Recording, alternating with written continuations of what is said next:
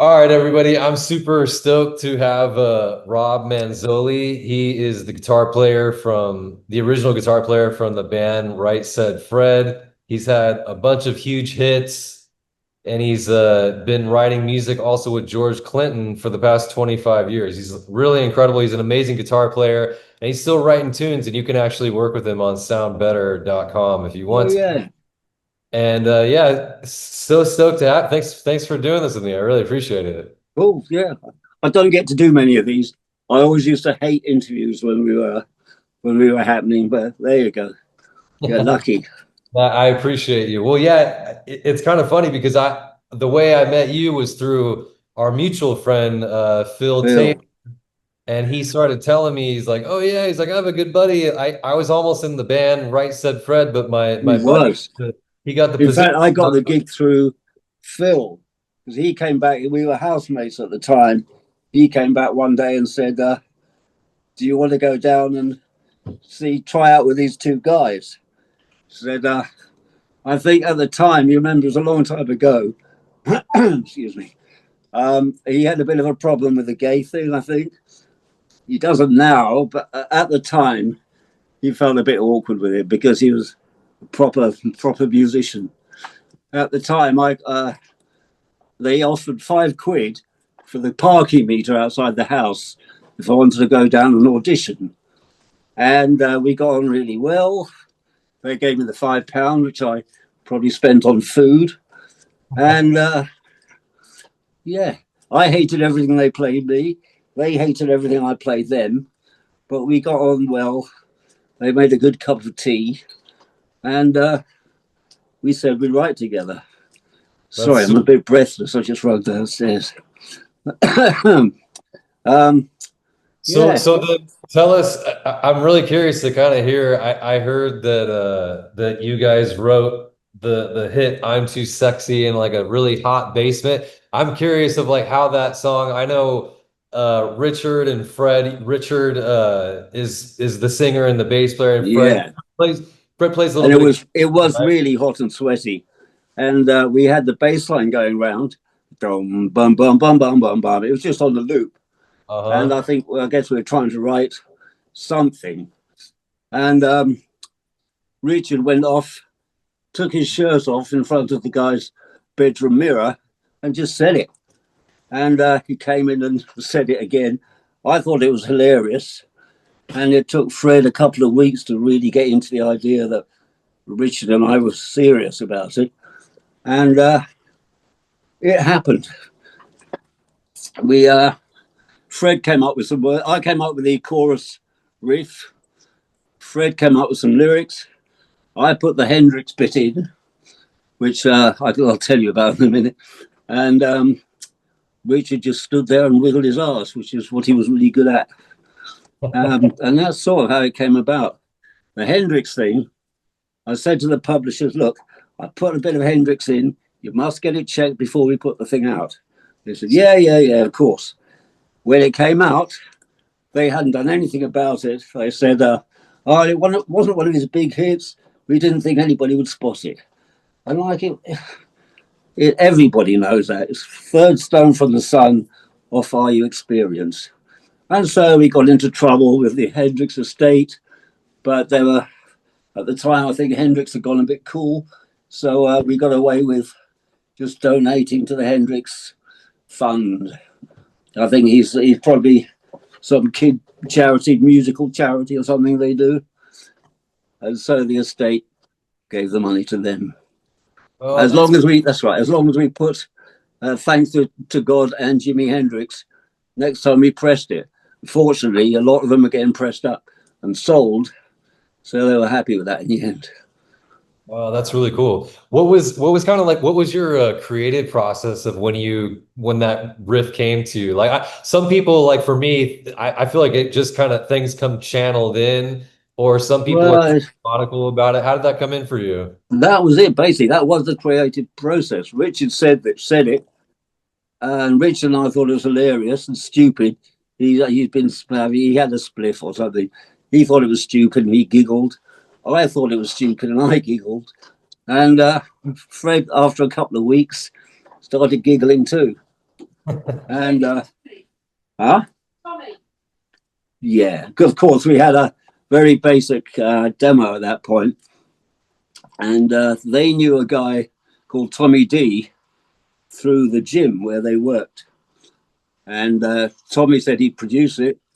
So he took it away. Tommy was a DJ, and he turned it into what it is, basically. Tommy was definitely the fourth member of the band. It didn't sound anything like it ended up sounding before Tommy got hold of it. Wow, that's cool. And then at what point did it just really like, so you took it to the demo, you took it from a demo version, Tommy put his production on it, and then Well, what I knew a girl called Tamsin who worked at Red Bus Studios in London, and I introduced her to Fred and Richard at a Pizza Hut in Putney, and she said she liked the single, and she said, if I can get this played on the radio, can I be your manager? And of course, we're all like 40, very early 40s, and we hadn't had any luck. So, of course, damn right, yeah, you can be the manager. And somehow she got the acetate played on Radio 1 within a couple of days. And the acetate, they were happy to play it before we'd even made a single out of it. wow, They really? played it the once in the show, then they played it another twice in the same show, which was like the drive time show here on Radio 1, which is probably the biggest show there was on radio at the time. And after the program, the telephone just started lighting up. By the time we got home back to Putney, which was only 40 minutes away, that we'd been booked into doing BBC interviews, ITV interviews, Radio 1 interviews, etc., etc. Wow. I was still signing on at the time, and yeah, we did Top of the Pops within about 10 days Are from you that serious? point. So by the time that woman said, "Hey, I want to manage you," she had it on radio within 2 days, and then within days, like 10 days after that, you guys were just like, Yep, "Wow, that's yep. wild." And then when did it start hitting the United States then too, or when did it kind of start hitting? Not. Let me see. It came out in the summer here, and no, it got to number one in America on January the 29th of the following year because that was my birthday. So it got to number one in the States on my birthday. And I think it had only been released for about a week in America. It went straight up there. College radio, I think college radio had a lot to do with it. There was a guy, an American DJ who happened to be here that previous summer when I'm Too Sexy was going up the charts. And I think he took it back to one of those taste making stations. Is that what you call them? Uh, I'm not so sure. Yeah, radio stations that sort of influence all the other ones in America.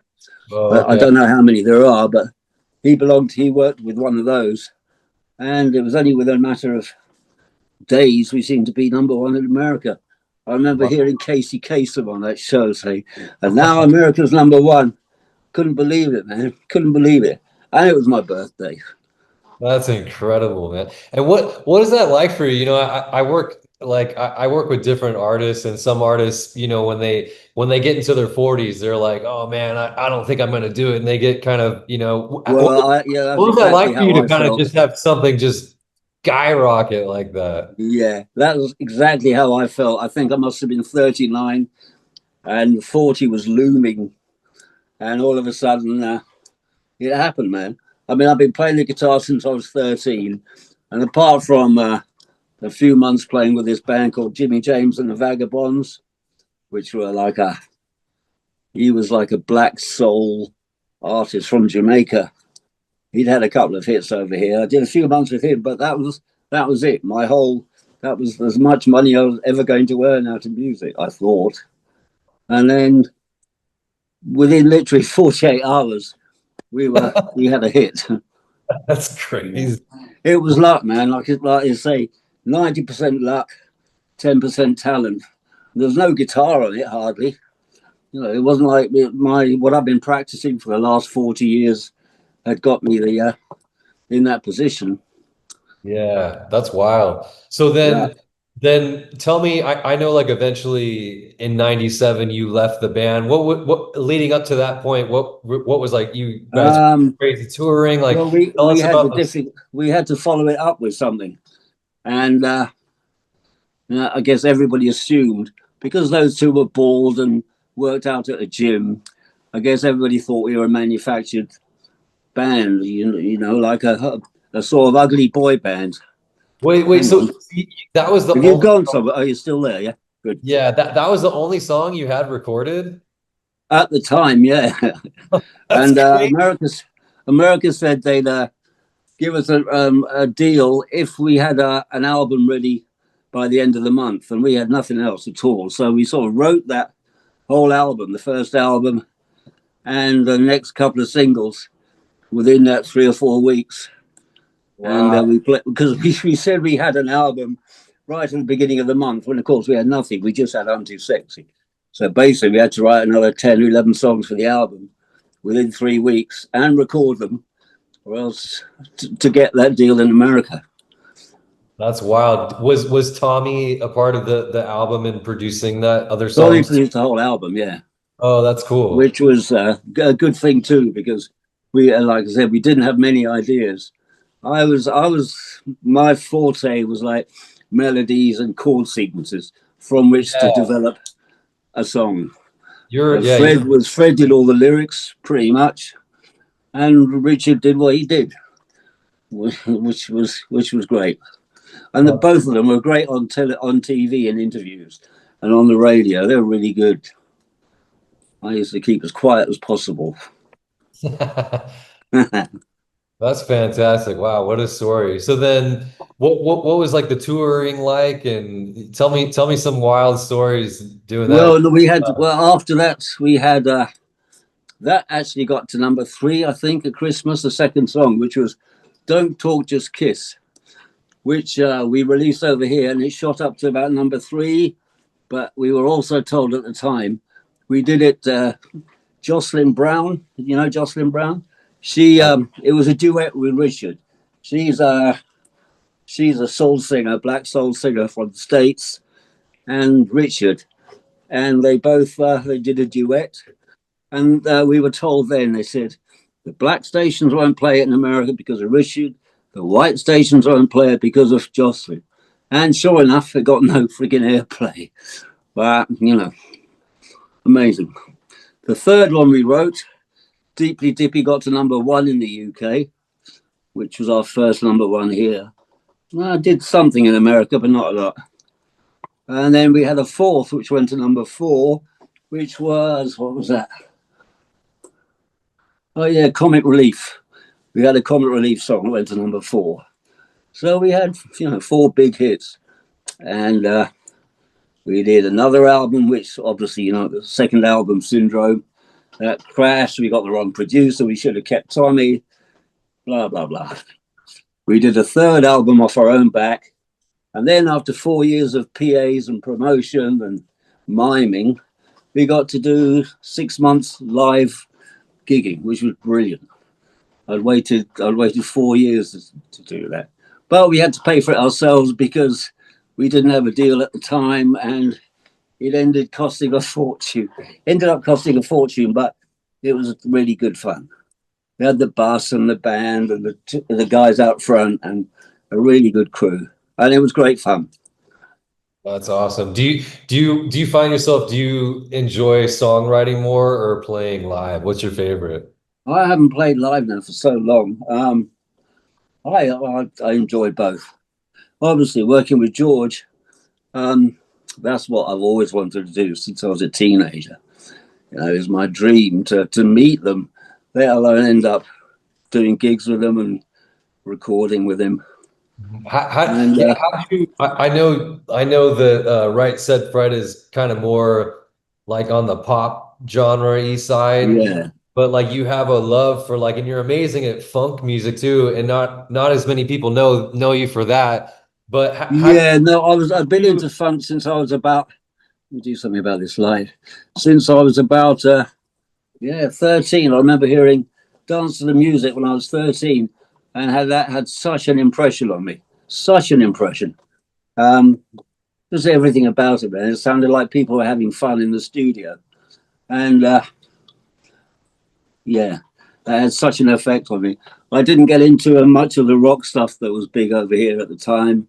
And then, yeah, it was Sly. Everything, I was really heavily into Sly amongst other stuff. When Sly didn't put albums out, I got into Ohio Players. You know, it was all that side of it. And you know how everybody can walk about. If you're a goth, you can wear black jeans and a black top and paint your lips and your fingernails. But if you're into funk, you can't go around in those glittery high heels and the glittery suits and all the furs and stuff. So anyway, it was hard. There weren't a lot of big funk fans over here. Can you still see me? Yeah, I can. Oh yeah. How Okay. did how did you meet George Clinton? Like how did you guys connect? How did that kind of all come together? Well, because we'd had that number one. Um, when you have a number one, you can just about get anything you want, really. And our press girl, her boyfriend was a VJ at MTV. Yeah, and she said that George was coming into town. Prior to that, though, the Right Said Fred office had got a call from Judy Morrison, who was one of the, he pretty much formed the Ohio Players way back. He'd been with George for the last few years. I think he'd sort of mostly written One Nation, what else? Anyway, that era, Judy was there, and he was living in London at the time, and he heard Right Said Fred on the radio and thought, there's somebody funky in there. So he phoned up the office. The office didn't know who he was. And when I found out that he'd called, I told him to give him my number. No, I called him. That's right. I called him. And man, I mean, George thinks the sun shines out of Junie's ass. Really, he's such a talented guy. Really was. You know, I think he'd had his own hits and his Rolls Royce by the time he was 18. He was one of those prodigies. And he's had 3 or 4 albums out of his own. But I went round to meet him one day and we had a really long chat.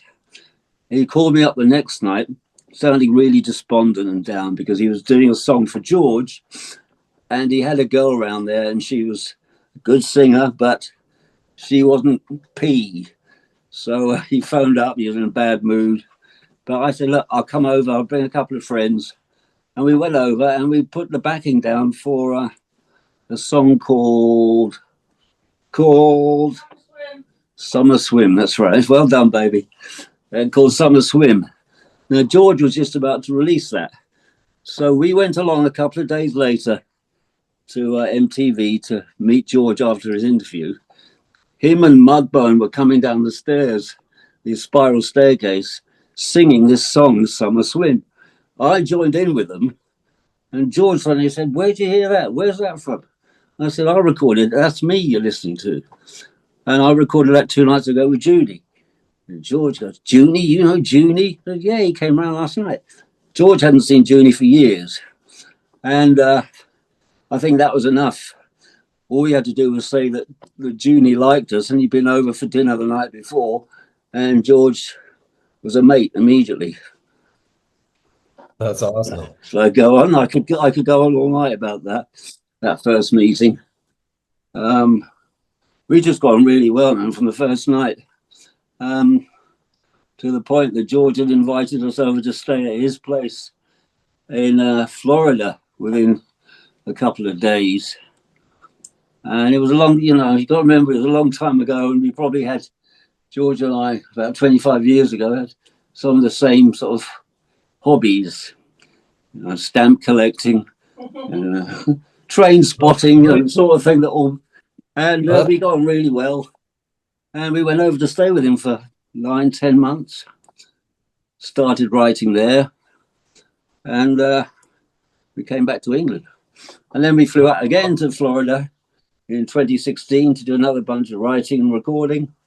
But every time George came to Europe, He'd come and stay here upstairs with wives, girlfriends over the years. So 25 years is a long time. But so yeah, we're good mates now. He called me up on my birthday a couple of months ago. But we haven't seen him since 2016, I believe. No, Roundhouse. Oh yeah, I did a gig with him at the Roundhouse. Well, and Ronnie Scott's, yeah. Great gig at Ronnie Scott's. Do you know about Ronnie Scott's over there? Very cool club we have in London. Right. Yeah, man. What else can I tell you? That's so fun, man. Yeah, thanks for sharing that. Is there like a cool like one of your favorite what's one of your like favorite songwriting experiences that you've had? Like could be like anything, like just something that comes to mind. And Writing for Sly Stone, actually. for everyone listening, the amazing woman in the background is his wife, Sue. Mrs. Yeah. Yeah, she's chiming in. Come over here and say hello. No, she doesn't want to. But that's, yeah, she remembers everything. I forget everything. She's my engineer, co-producer, Yeah. Mrs.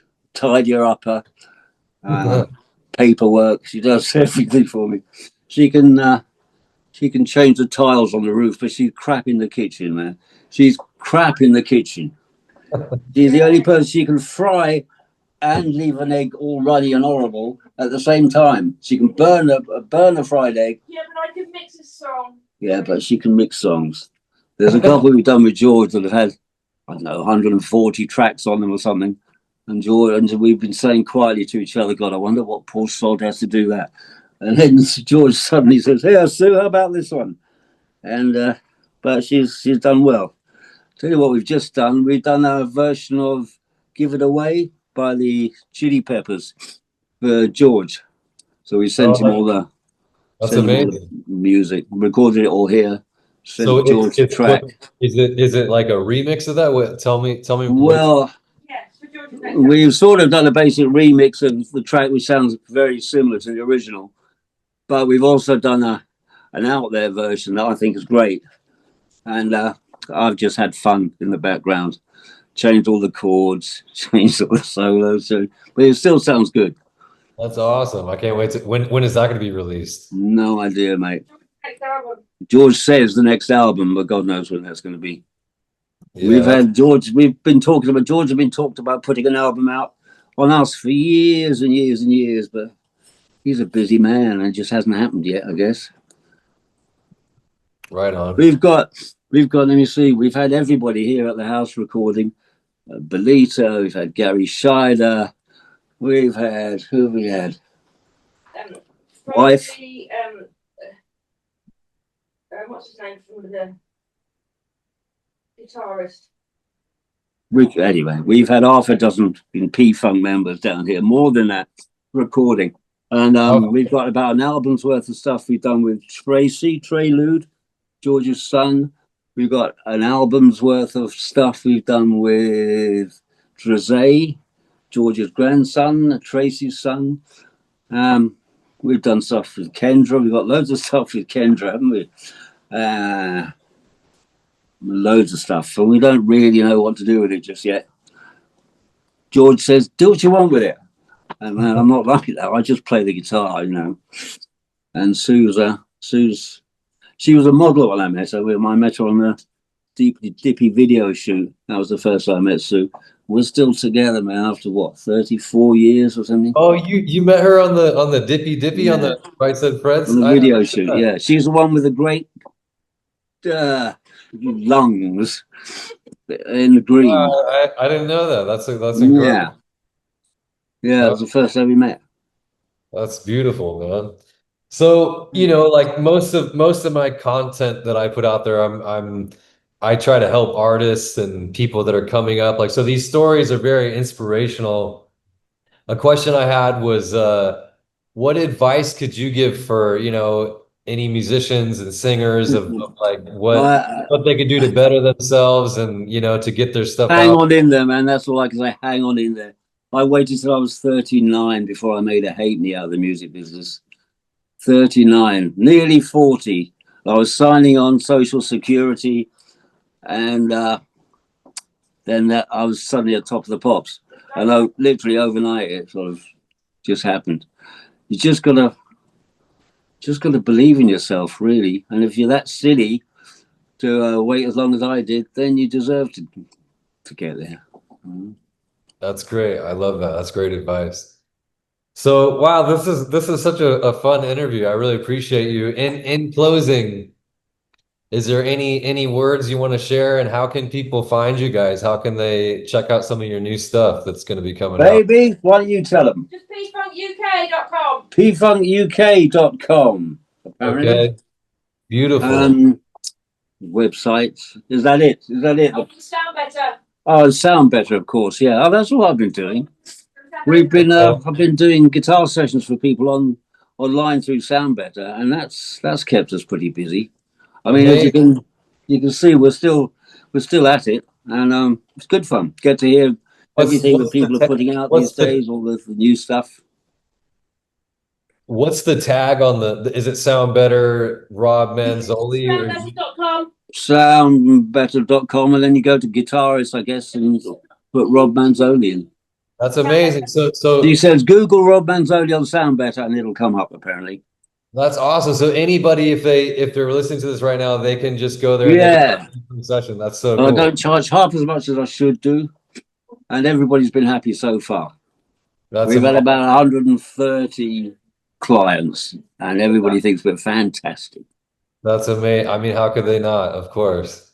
Yeah, of course. I'm Too Sexy and George Clinton, and our delight, Lady Miss Kia's fantastic as well, man. I must put in a word for her.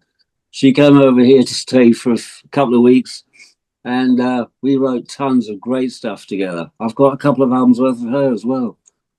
One day we'll do something about it. I'm just crap at organizing anything. That's amazing. Well, hey, you've half disappeared again now. Oh, there you go. You're back. Yeah, I'm still here. Thanks so much for doing this interview. I really all right, mate. That was awesome. Nice one. Thank you so much. And thank Phil for putting us in touch. Of course. Yeah, I will. All right, mate. Bye.